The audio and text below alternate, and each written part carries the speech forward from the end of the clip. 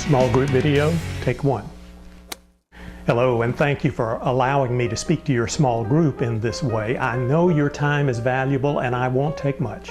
I want to take 5 minutes to talk with you about 3 things, okay? Thing number 1.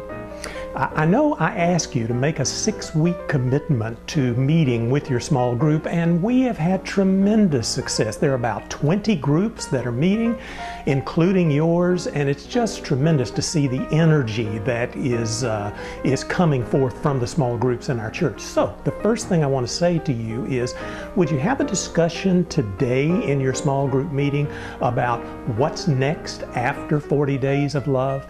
My prayer is that you're going to continue to meet on a weekly basis. And small groups are the heartbeat of our church. It's where we are encouraged, it's where we are challenged, it's where we find care within our small groups. So my prayer is that you are going to continue to meet on a regular basis. Every week is my prayer for you. That's the first thing I want to say. Second thing is Easter Sunday. Easter is April the 12th. Now let me tell you a couple of things about Easter. Those who study people tell us that of folks who are unchurched, they are most likely to accept an invitation to attend a worship service on Easter Sunday. We need to take that seriously.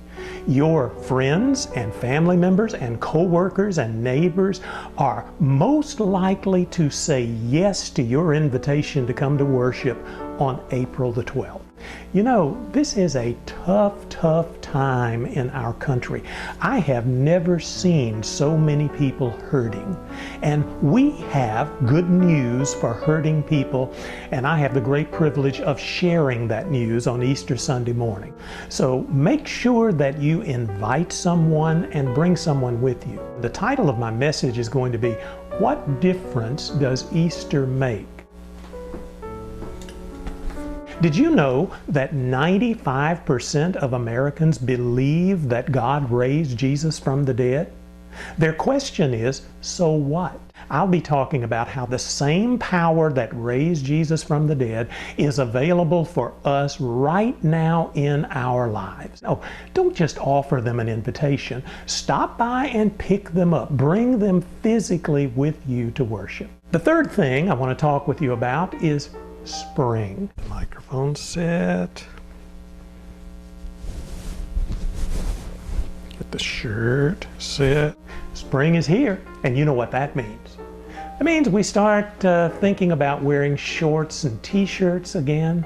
And oh my goodness, we have to dig out our bathing suits, and we're thinking about the weather warming up, and we're going to the river, and we're going to the beach, and you know what all that leads to? Well, it leads us back here. I sure am glad they haven't moved the building. They still seem to be open, and it looks like my card still works, so that's good. All of this equipment, it looks strangely familiar, and if I'm going to get in shape, well, I guess I'll start over here. But how do you work this thing? You know, in the spring, our attention does move to physical fitness. Almost every one of us would like to be a little more fit.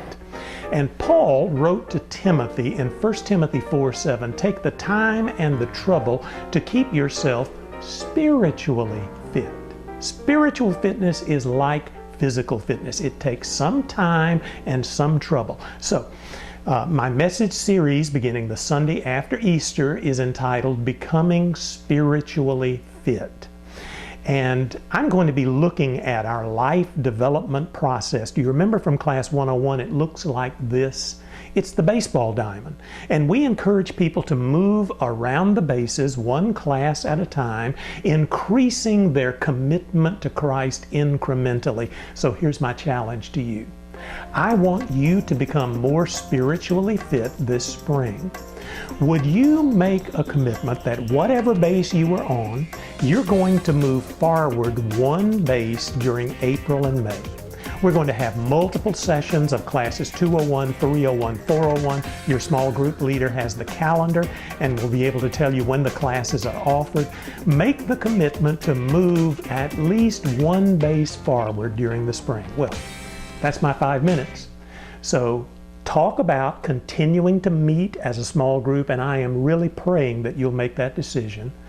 Be praying about who you're bringing with you on Easter Sunday. We want to share the good news of what God is doing through Christ in our lives.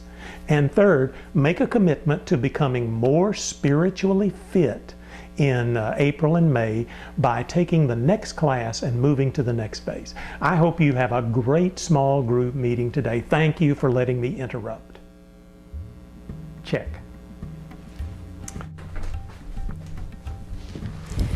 More or less.